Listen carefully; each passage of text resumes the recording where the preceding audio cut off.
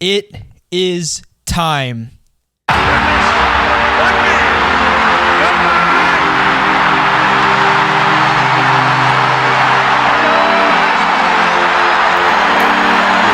Leading the way, breaking free again. Touchdown, Ohio State. Samuel cuts it back. Ohio State wins. Edwards down the sideline. Catch pass Ransom. Donovan Edwards. Touchdown.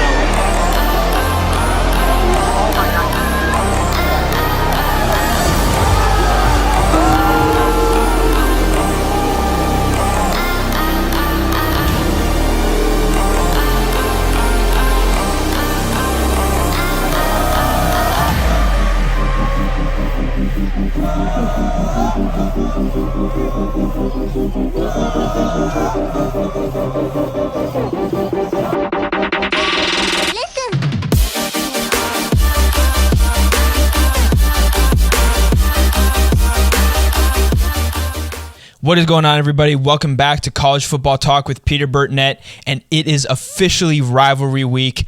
There's one big game that'll be taking all the headlines. That's what I'm going to be focusing on mainly in this video as the Ohio State Buckeyes go into Ann Arbor to battle the Michigan Wolverines. But before I get into that and kind of last week's action, if you're going to enjoy this video, please feel free to leave a like, consider subscribing to the channel, and turn on those post notifications so that you are always up to date whenever I post. But without further ado, let's dive into this College Football Talk episode. So, starting things out, it's kind of some unfortunate news, and actually very unfortunate news. The injury that happened to Jordan Travis, the Florida State quarterback. He has had a Heisman contender-worthy season and had a really, I would say, gruesome injury. I know that word is sometimes thrown around a bit, but if you've seen the video, you know what I'm talking about. If you haven't, I would encourage you, only to go looking for that sort of thing if that's something that you're able to handle and everything. It was really, really bad bend of the leg. It quite clearly broke or bent the way that it shouldn't have, kind of right around or below his knee. He announced in a post on Monday that he is out for the rest of the season and also bringing an end to his career as a Seminole. So wishing nothing but the best in his recovery for Jordan Travis. Just praying for him that he would be able to get back onto the football field sometime soon. Who knows if it'd be in time for the NFL Combine or for the pro day process, getting ready for the NFL Draft in April. But of course, wishing nothing but the best for him. For the Seminoles, obviously the repercussions can be felt. I think he went down. I don't know if they were trailing when he did go down. I know they fell behind early, 13-0 to North Alabama. I think after that they were able to really pull away and ended up winning, I think 56-13 or something like that. They have their rivalry game against Florida on the road this week.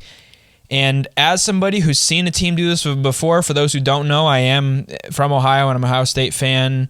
And so I saw the Buckeyes get the job done when Braxton Miller got injured in the preseason, was out for the year.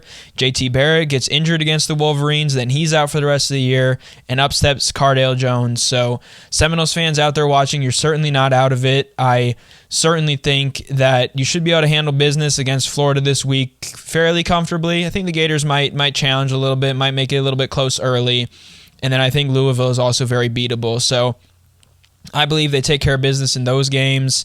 I think Florida State is in the college football playoff because either Ohio State or Michigan is going to drop below them. And assuming Georgia beats Alabama in the SEC championship game, it might complicate things if the Bulldogs were to lose to the Crimson Tide. But I think Florida State is still in a good position. I think it is a sort of injury where you look ahead to those potential playoff matchups where Florida State, as of right now, would probably, almost certainly play either Georgia or the winner of Ohio State, Michigan. So that's kind of one of the storylines from this past week. Another one, it was the only, I think, in the AP poll, at least top 10 matchup. Number 5, Washington against College Football Playoff. Number 11, AP number 10, Oregon State. It was another chapter in this kind of thrilling final chapter of the Pac-12 conference as we know it. And So Washington, they handle business. They looked good in the first half of that game, but Oregon State, I would say at the very least, controlled the game in the second half. I would almost say they dominated. I think they outscored the Huskies 10-0 in the second half and certainly outgained them, but Washington ends up getting a stop late, holding on for the 22-20 win to seal their spot in the Pac-12 championship game. And this week, it's probably the second most important rivalry week game this week, as the Oregon State matchup, what used to be known as the Civil War, takes place. And so the Ducks, with a win, they're in the Pac-12 championship game. They pretty much seal what would be a 4 versus 6 or 5 versus 6, 4 versus 5. Who knows what the rankings are? Kind of depends on what happens ahead and where the loser of Ohio State Michigan drops to. But that is a big matchup in the Pac-12. Obviously, the Huskies at this point are just going for finishing their undefeated season against their rivals, Washington State. And just a quick little shout out for Oregon State and for Washington State. They, kind of got the approval of being able to be a 2-team conference. I'm not sure if there's any chance that any teams get added before then, but whether you want to call it the Pac-2 or the 2-Pac, it'll be interesting to see what happens with Oregon State and Washington. And it is cool to see that. I think they probably have something like a 50-50 revenue share, and who knows how much money that'll be and what exactly that'll all look like. That'll be something maybe I could dive into in a later video, kind of the future for the Pac-12 conference, which again is going to be more of the Pac-2 conference next year. But those are kind of storylines out west. I think if Oregon State wins, I believe they would need Arizona to lose, and I've shouted the Wildcats out the last couple videos, and they continue to get the job done. They're up to 8-3 now. They could potentially, I could see them jumping into maybe the top 15 in the college football playoff rankings that released Tuesday. But either way, Arizona has had a really phenomenal season. They play an Arizona State team, their rivals, that I think is just like 3-8. So certainly a winnable game for the Wildcats to finish the season strong. And I'm not sure about all the tiebreakers, but I assume because Oregon hasn't clinched their spot. Oregon and Arizona did not play each other this year. But if Oregon loses to Oregon State and Arizona wins, I believe the Wildcats would be in. I'll have to verify that in post, but certainly something to keep an eye on if Arizona can flip this turnaround all the way into getting into the Pac-12 championship game, because it's been a great turnaround for the Wildcats. But that's it for last week. And aside from Alabama, Auburn, I think the Crimson Tide roll in that one. I think Georgia Tech, the Bulldogs roll. Again, I think Florida State eases past Florida. Washington over Washington State. Oregon State is a little bit more of a tough game. And I think Texas finishes with Texas Tech. I think that's also a winnable game. But here we go. The big game is the game once again to finish the season. 364 days of the year, you prepare for this game. If you're wearing the scarlet and gray, it's been 2 rough years. It's been 4 years since you got a win over that team up north. It's been a long road to get here. It's been a season where early in the season and maybe before the season, it looked like it was a lock that the Wolverines would win. Maybe it would still be close, but there wasn't a whole lot of confidence. But now the Buckeyes are building. The defense throughout the season has been playing at the level of the Silver Bullets, and I think they are ready for this game. It'll come down to the play of Kyle McCord, and the Buckeyes will have to bring their A game. But I think as of right now, if the Buckeyes bring their A game, as long as the Wolverines don't bring an A+ game, they have a really good shot to pull the upset in Ann Arbor, and it's going to be a very minimal upset as is, because in the maize and blue, the Wolverines, albeit, are suffering without head coach Jim Harbaugh. And I say suffering. There's a lot of drama on both sides. Some people who support the maize and blue will be saying that this whole thing has been absolutely ridiculous, and then the people who are on the other side are saying that it's deserved and all of that. And either way, there's a lot of drama around the whole situation with Jim Harbaugh being suspended, and obviously early reports suggesting that potentially he could be suspended for a good portion of 2024 season.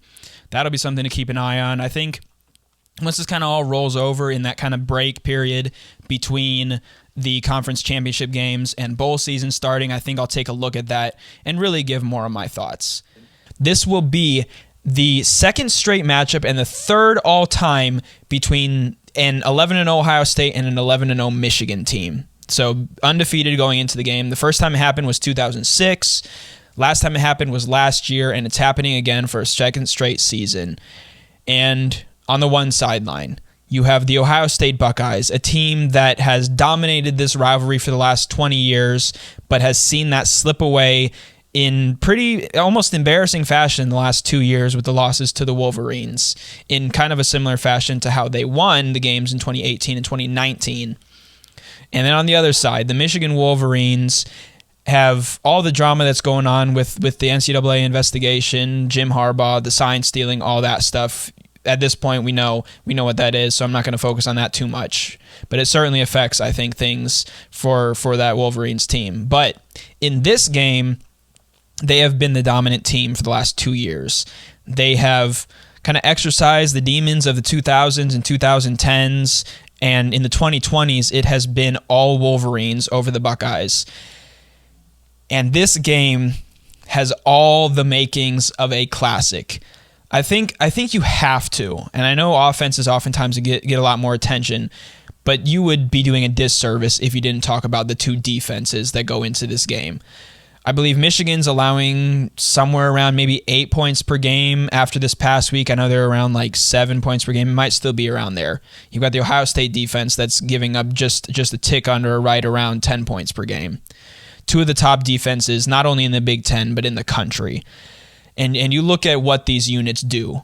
There is a variety of strengths. I think, Ohio State, the different levels, you've got JT Tuimoloau on the line, Jack Sawyer, you've got Tommy Eichenberg in the linebacking core, and then you've got Denzel Burke, Lathan Ransom, and others in the secondary.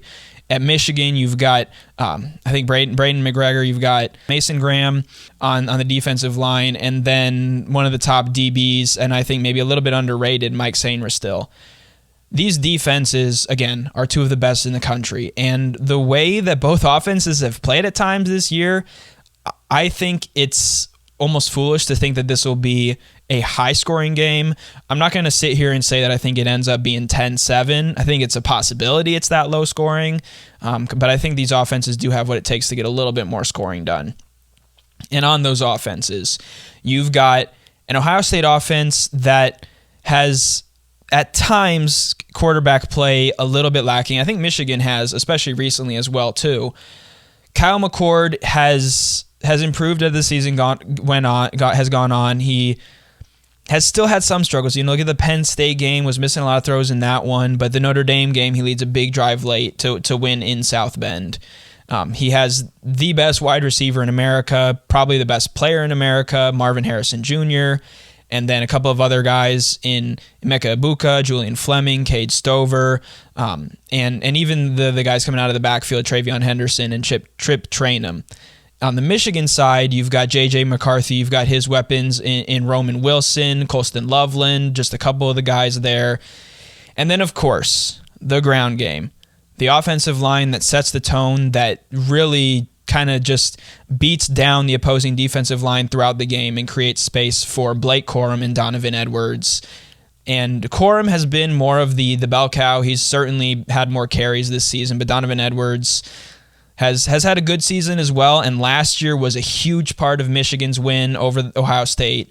And so the ground game for Michigan, is going to be strong. The Wolverines are going to run the ball, they're going to pound the rock, and they're going to continue to kind of beat down the Buckeyes defense. I do think, though, this Buckeye defense is a little bit more kind of retooled and just ready to take on that challenge.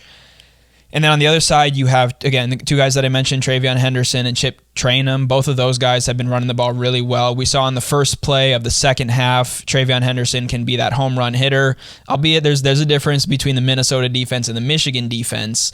But I think he showed that he can run the ball really well, that he can find an opening and burst through it. And at times, I've mentioned this to my friend Joe, who is a Wolverines fan, and I think I might have tweeted it out at some point too, or posted on X, that He at times has looked a little bit like shades of Ezekiel Elliott. He at times has looked a little bit like Zeke in his ability and just how he runs the ball. Obviously, unique to his skill set. Another guy maybe that you could compare him to is a J.K. Dobbins. He has that home run ability, that ability to make a cut, to get around a defender, to find the space and burst through it with a quick burst of speed. And so both of those two running backs have proven that they can get the job done as well. I think this game will in all likelihood come down to, I think, a matchup between Marvin Harrison Jr. and Mike Sainristil. I think both offenses are going to be able to run the ball. I think Ohio State will find it a little bit more difficult, and I think Michigan will be able to run the ball, but I think their passing game will maybe struggle at times just because of how McCarthy's looked at times throughout the season, but especially the last 2 weeks against Penn State and Maryland. But I think that matchup, because, in one aspect, if Harrison gets locked down a little bit, there are other guys that McCord can turn to, but I think that is typically, and as it should be, his first option. So I think if you limit Marvin Harrison Jr., and I'm not sure if that matchup is going to be Sainristil on him or if it's going to be another Michigan cornerback, but I think that matchup is the key one to watch in this one. And of course, also it's that the line of scrimmage, the defensive linemen like JTT or Sawyer or even Tommy Eichenberg kind of plugging the running lanes, plugging the holes there. So those are the two biggest areas that this game will come down to. And of course, there is the factor, you can't ignore it, the fact that the Wolverines are going to be without head coach Jim Harbaugh, who at this point, early reports are suggesting it's possible that he's suspended for a solid portion of the 2024 season. But regardless, their focus is on this one. Sharon Moore has done a fantastic job in his 2 games. The Wolverines have had their struggles, but I think they've played against probably the two toughest teams that they faced this season in Penn State and even in Maryland in the offense, led by Tualia Tagovailoa. So, yeah, it's going to be a factor. When you come down to it in this game, though, it does have to come down to a prediction, and I'm about to make that now. It's a huge factor, I think, that Harbaugh won't be on the sidelines, but I think that's balanced out by, on one side, you have the Wolverines, who have the momentum of the last couple of years, last 2 wins. You have a team that's playing at home, that's playing in front of the Ann Arbor faithful, playing at home, being in that familiarity and knowing that they've been able to get the job done the last 2 years. On the flip side, you have an Ohio State team that, yes, there might be a little bit of doubts. I think this team is more prepared for this moment than maybe the past 2 teams have been. I think they've been on kind of that steady progress. Michigan has been a little bit, finding things tougher recently. I think part of that is the quality of opponents. Regardless, I think when it comes to momentum in this season, Ohio State has more. When it comes to momentum in the rivalry, Michigan has more. So that certainly, I think, is even. This game, I think Michigan's favored by 3.5, which makes sense for a home game that basically is a toss-up. You put this at a neutral site, I think it's probably it seriously would probably be like a 1-point spread. Probably still in favor of the Wolverines, but it'd be really close if this was a neutral site game. It is the biggest stakes that this rivalry might have potentially ever again, because both of these two teams, the way they've been playing the last few years, are easily in that top 12 of teams that will be in the playoff starting next year when it expands to 12-team field. And I think even, the Big Ten, I believe, getting rid of divisions, at least for a little bit, top 2 teams in the conference playing the championship game. So it's very possible, in fact, I would almost say likely, that it's back-to-back weeks of Ohio State, Michigan in the regular season finale and then in the Big Ten championship game. So this game means a lot. It always does, whether you're on the Ohio side or the Michigan side, whether you live in the States or just are a fan. Maybe you're in enemy territory. Maybe you're a Michigan fan in Ohio or an Ohio fan in Michigan, Ohio State fan in Michigan. You know how much this rivalry game means, and it's perhaps the most impactful one that we will ever see potentially. That's bound to change, but I think you see 2006 was it was a BCS championship game decider. Who would go to that game? Obviously, Ohio State did. They got stomped by Florida anyways, but regardless, that was the importance of that one versus 2. You look at 2016, another recent moment where Ohio State gets the upper hand in a game that was pretty much a college football playoff playing game. 2021 was also a college football playoff game play-in game, and Michigan gets the better in that one. Last year, because of the situation with other conferences kind of beating up on each other and no clear contenders, it didn't really matter as much. But I think with how just packed the top 5, 6, 7, really top 8 is actually, this one means everything. And my prediction for this one, though, to bring it all to a close, I think Ohio State certainly has the offense to keep up and to put up a few points on the Michigan defense. I think the Michigan ground game will be tough to stop, but I do think the Buckeyes are a little bit tougher physically, a little bit more prepared than they have been. And I think the Buckeyes come away with a very close, a narrow 20-17 win. And Wolverine fans, I know you're going to give it to me if I end up being wrong, but I will say for either team, a loss in this one I don't think is a total death blow.